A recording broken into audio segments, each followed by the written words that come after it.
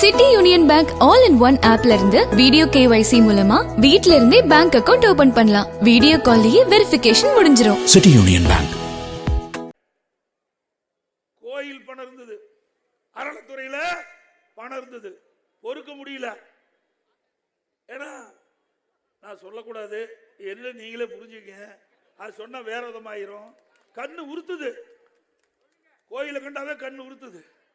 அது இருக்கிற பணத்தை எல்லாம் எடுத்து கல்லூரி கட்ட ஆரம்பிக்கிறாங்க. ஏங்க, கோயில் கட்டுறதுக்காக உங்களை போல் இருக்கின்ற நல்ல உள்ளம் படைத்தவர்கள், தெய்வ பக்தி படைத்தவர்கள் உண்டியில போய் பணம் போடுறீங்க. அது அறநிலைத்துறைக்கு சேருது. அது எதுக்காக சேருது? எதுக்காக நீங்க உண்டியில பணம் போடுறீங்க? அந்த கோயில் அபிவிருத்தி பண்ணணும், அந்த கோயில் விரிவுபடுத்த வேண்டும், அதுக்காக நீங்க போடுறீங்க. அந்த பணத்தை எடுத்து கல்லூரி கட்டல. ஏன் அரசாங்கத்திலிருந்து கல்லூரி கட்டினா வேண்டாமா? நாங்க கொடுத்தோம்ல, அதிமுக ஆட்சியில இத்தனை கல்லூரி நான் கட்டி கொடுத்துக்கிறோம். மருத்துவ கல்லூரி, நான் சொன்ன அத்தனை கல்லூரியும் அரசாங்க பணத்தில் கொடுத்திருக்கிறோம். நீங்க அப்படி அல்ல, வேண்டுமென்றே திட்டமிட்டு அறநிலைத்துறையில் இருக்கின்ற அந்த நிதியை எடுத்து இதற்கு செலவழிப்பது எந்த விதத்தில் நியாயம்? சிந்திச்சு பாருங்க. இதெல்லாம் ஒரு சதி செயலாத்தான் மக்கள் பார்க்கிறாங்க.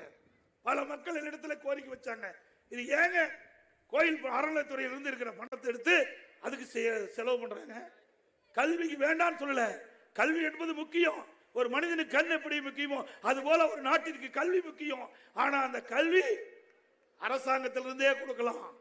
ஏன் அரசாங்கத்தில் பணம் இல்லையா? 10 கல்லூரிக்கு தேவையான பணம் இல்லையா?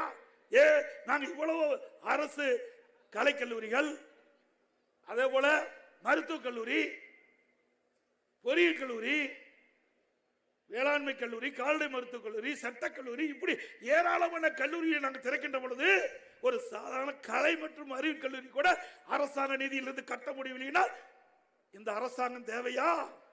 தேவைங்களா?